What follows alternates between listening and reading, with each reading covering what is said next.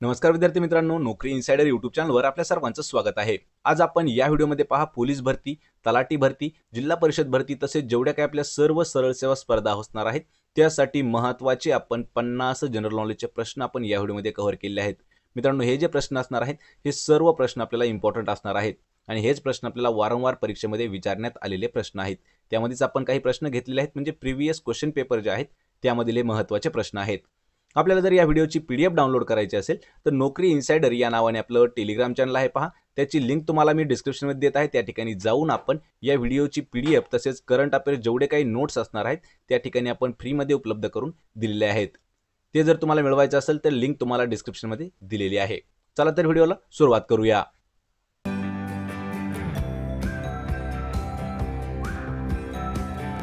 तर आपला प्रश्न पहिला आहे, आपली सूर्यमालिका ज्या दीर्घिकेत सदस्य आहे तिला डॅश म्हणतात। प्रश्नाचं जर उत्तर येत असेल तर मित्रांनो 3 ते 5 सेकंदामध्ये कमेंट करून उत्तर द्या, म्हणजे एक प्रकारे आपलं रिव्हिजन देखील या व्हिडिओमध्ये होईल, कारण या व्हिडिओमध्ये आपण टोटल 50 जनरल नॉलेजचे प्रश्न घेतलेले आहेत। तर आपली सूर्यमालिका ज्या दीर्घिकेत आहे सदस्य तिला काय म्हटलं जातं? याचं उत्तर आहे पर्याय क्रमांक 1, त्याला आकाशगंगा असं म्हटलं जातं। तर पहा प्रश्न दुसरा आहे, भारतीय कामगार संघटनांवर कोणत्या क्रांतीचा फार मोठा प्रभाव पडला आहे? याचं उत्तर आहे पर्याय क्रमांक 2, फ्रेंच जी क्रांती आहे या क्रांतीमुळे भारतीय कामगार संघटनेवर मोठा परिणाम पडलेला आहे। पर्याय क्रमांक 2, फ्रेंच क्रांती। प्रश्न तिसरा आहे, संविधान सरनाम्यात धर्मनिरपेक्ष हा शब्द कोणत्या संविधान दुरुस्तीद्वारे अंतर्भूत करण्यात आलेला आहे? मित्रांनो, हा प्रश्न महत्त्वाचा आहे पहा, कारण हा 3 वर्ष प्रश्न आपल्याला विचारण्यात आलेला आहे। तर संविधानाचा जो सरनामा आहे यामध्ये कोणता शब्द आहे पहा, धर्मनिरपेक्ष हा जो शब्द आहे हा कोणत्या संविधान दुरुस्तीद्वारे अंतर्भूत म्हणजे त्यामध्ये समाविष्ट करण्यात आलेला आहे? उत्तर आहे याचं पर्याय क्रमांक 4, तर 42वी जी घटना दुरुस्ती आहे या घटना दुरुस्तीद्वारे संविधान सरनाम्यात धर्मनिरपेक्ष हा शब्द ऍड करण्यात आलेला आहे। पर्याय क्रमांक 4, 42वी दुरुस्ती। प्रश्न चौथा आहे, खालीलपैकी कोणत्या देशाच्या सागरी सीमेशी भारताची सागरी सीमा संलग्न नाही असा प्रश्न विचारला आहे। म्हणजे एक प्रकारे प्रश्न असा आहे की खालीलपैकी असा कोणता देश आहे की त्याच्या बॉर्डरला भारताची सागरी सीमा नाही, म्हणजे एक प्रकारे त्याच्या बॉर्डरवरती समुद्र किनारा लाभलेला नाही, असा देश कोणता आहे? आणि याचं उत्तर आहे पहा पर्याय क्रमांक 2, तर चायना सोबत आपली समुद्र सीमा लागलेली नाही। यामध्ये पाकिस्तान, श्रीलंका आणि मालदीव या तीनही देशासोबत जी सागरी सीमा आहे ती आहे, चीन सोबत येत नाही। पर्याय क्रमांक 2 आपलं उत्तर होईल। प्रश्न 5वा आहे, महिला व बालकांवरील लैंगिक अत्याचार विरोधातील दिशा विधेयक डॅश मंत्रिमंडळाने संमत केलेले आहे? पहा मित्रांनो, महत्त्वाचा प्रश्न आहे। तर दिशा हे जे विधेयक आहे हे कशासाठी आहे लक्षात ठेवा, महिला आणि बालकांवरील जो लैंगिक अत्याचार आहे याच्या विरोधात आहे पहा दिशा विधेयक। आणि हे कोणत्या राज्य मंत्रिमंडळाने संमत केलेलं आहे? याचं उत्तर आहे पहा पर्याय क्रमांक 3, आंध्र प्रदेश राज्य मंत्रिमंडळाने हे संमत केलेलं आहे। यावर आंध्र प्रदेशसाठी अजून एक प्रश्न आपल्याला विचारला जातो की आंध्र प्रदेशची राजधानी कोणती आहे? पहा, आंध्र प्रदेशची राजधानी आहे अमरावती आणि तेलंगणाची राजधानी आहे पहा सध्या हैदराबाद। 2014 पूर्वी हे जे दोन राज्य आहेत तेलंगणा आंध्र प्रदेश हे एकत्र राज्य होते, त्यावेळेस त्यांची राजधानी होती हैदराबाद। पण तेलंगणा आणि आंध्र प्रदेश जसं वेगळं झालं तेव्हापासून हैदराबाद ही जी आहे ही तेलंगणाची राजधानी आहे आणि अमरावती जी आहे ही आंध्र प्रदेशची राजधानी आहे। आणि महाराष्ट्राची राजधानी आहे पहा मुंबई। याचबरोबर कर्नाटक जे राज्य आहे कर्नाटकचे आहे बँगलोर। यावर आपल्याला महत्त्वाचे प्रश्न विचारले जातात।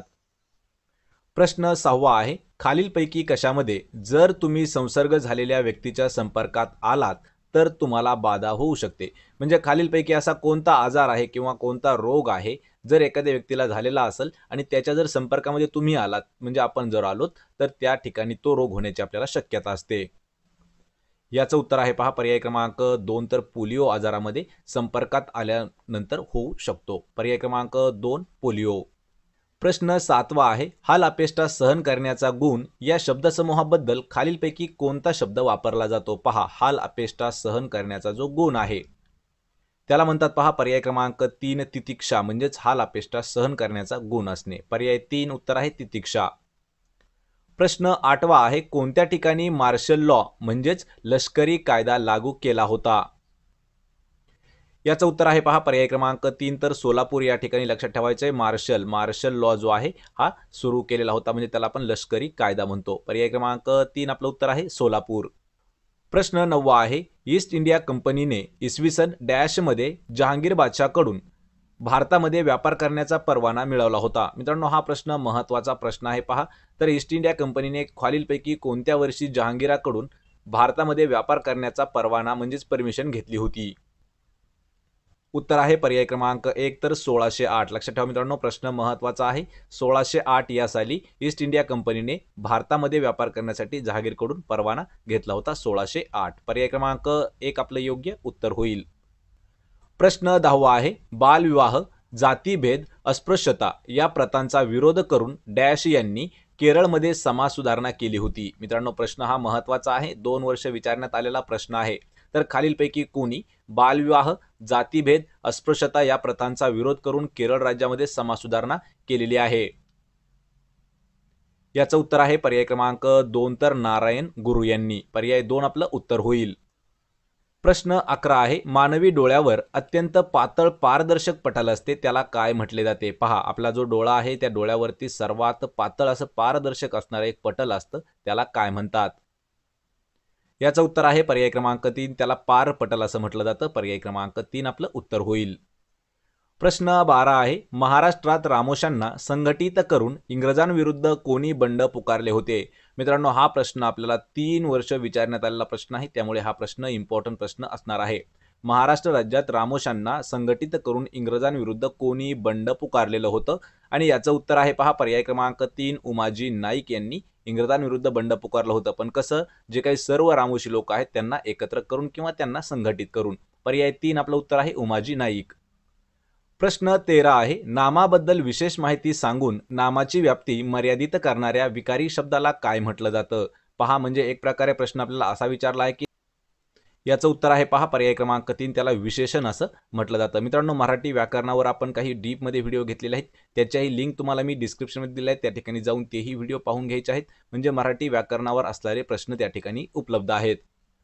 प्रश्न 14 आहे. धातुसाधित व सहाय्यक क्रियापद मिळून होणारे क्रियापद कोणते होते? पहा मित्रांनो, धातुसाधित आणि सहाय्यक क्रियापद यांना मिळून तयार होणारं क्रियापद कोणतं? उत्तर आहे याचं पर्याय क्रमांक 2, ते संयुक्त क्रियापद असतं. पर्याय क्रमांक 2. प्रश्न 15 आहे. भारतातील सर्वाधिक लांबीची उपनदी म्हणून खालीलपैकी कोणती नदी ओळखली जाते? हा प्रश्न मित्रांनो महत्त्वाचा आहे. पहा, SSC साठी विचारण्यात आलेला हा प्रश्न होता. हाच प्रश्न आपल्याला पोलीस भरतीसाठी सुद्धा विचारण्यात आलेला आहे. तर भारतातील सर्वाधिक लांबीची उपनदी म्हणून कोणती नदी ओळखली जाते? याचं उत्तर आहे पर्याय क्रमांक 4, तर यमुना नदी जी आहे ही भारतातील सर्वात जास्त लांबीची उपनदी आहे. पर्याय क्रमांक 4 आपलं उत्तर होईल. प्रश्न 16 आहे. सध्याच्या नाशिक जिल्ह्याला मुघल कालावधी दरम्यान कोणत्या नावाने ओळखलं जात होतं? म्हणजेच पहा, नाशिक हा जो जिल्हा आहे याचं पूर्वीचं म्हणजेच मुघलकालीन नाव काय आहे? उत्तर आहे याचं पर्याय क्रमांक 2, तर गुलशनाबाद. लक्षात ठेवा, गुलशनाबाद हे जे नाव आहे, गुलशनाबाद हे नाशिकचं जुनं नाव आहे. पर्याय 2 आपलं उत्तर आहे गुलशनाबाद. प्रश्न 17 आहे. अरबी समुद्रात बॉम्बे हाय हा खनिज तेल व नैसर्गिक वायू उत्खनन प्रकल्प कोणत्या वर्षी सुरू केला आहे? पहा, यावर आपल्याला 2 प्रश्न विचारण्यात आले होते. जो बॉम्बे हाय आहे हे कशाशी संबंधित आहे? पहा, बॉम्बे हाय कशाशी संबंधित आहे?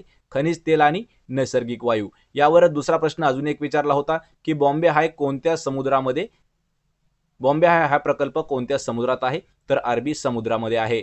आणि या ठिकाणी विचारलंय की कोणत्या वर्षी हा जो प्रकल्प आहे हा सुरू झालेला आहे?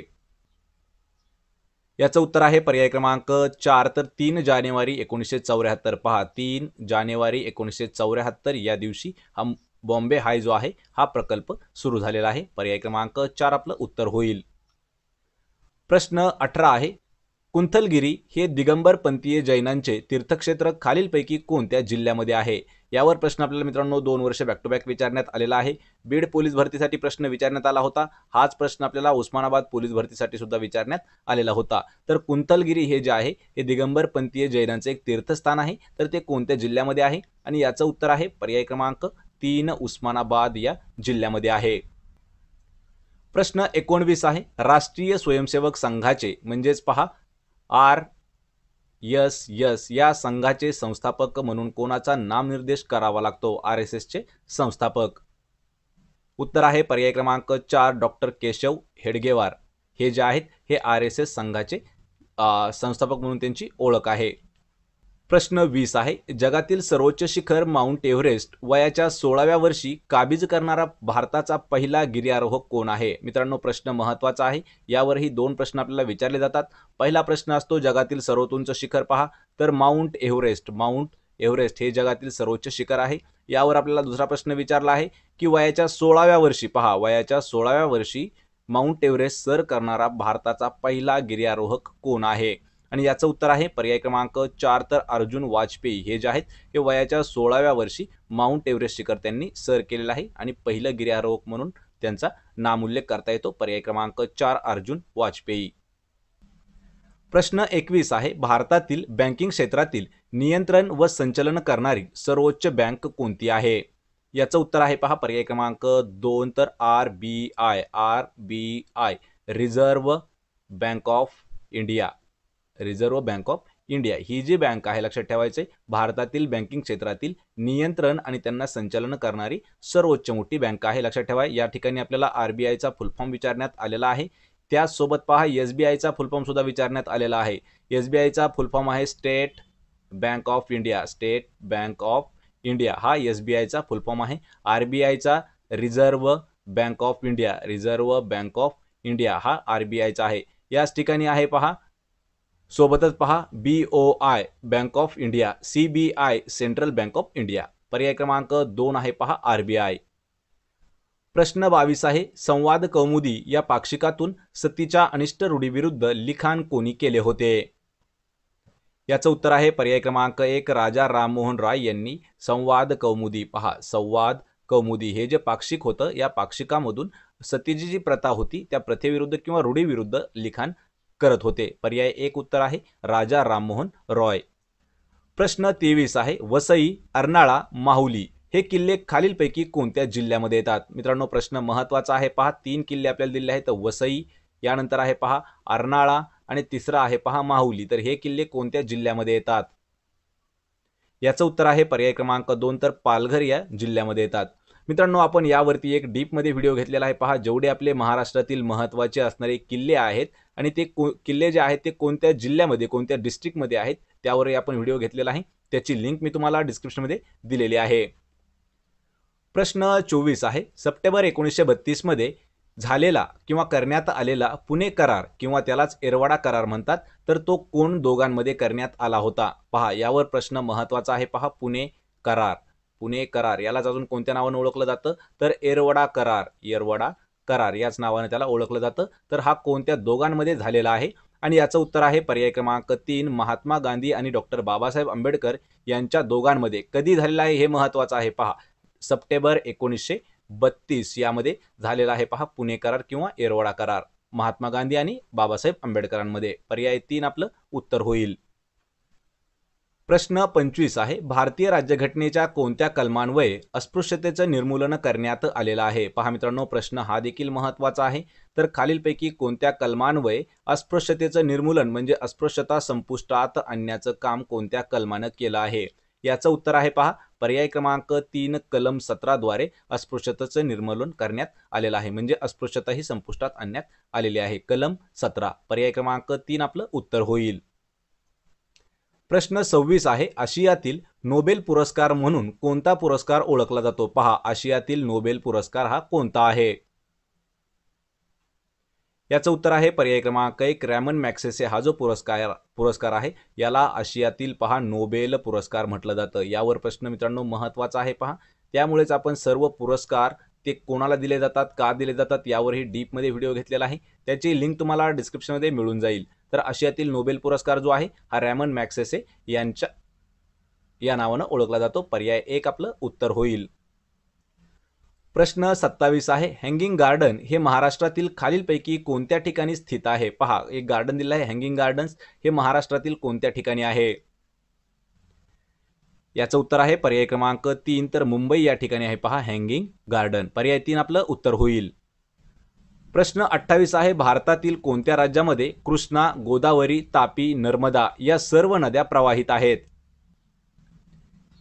याचं उत्तर आहे पहा पर्याय क्रमांक 2 तर महाराष्ट्र राज्यामध्ये पहा कृष्णा, गोदावरी, तापी, नर्मदा ह्या ज्या नद्या आहेत ह्या सर्व वाहतात पहा महाराष्ट्र राज्यामध्ये. पर्याय क्रमांक 2 आपलं योग्य उत्तर होईल.